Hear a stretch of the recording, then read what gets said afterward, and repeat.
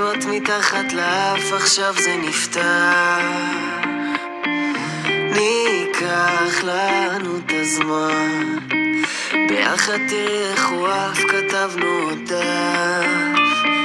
נשב, נרגע ונצחק מול הים, אני אומר משהו די מטומטם, אבל את ישר תגידי גם שאת אוהבת. ככה נבעט זה ככה, לא אכפת מאף אחד, משהו מיוחד, את כסה, בא לי תמיד לחזור הביתה, שנוכל סתם ככה להיות.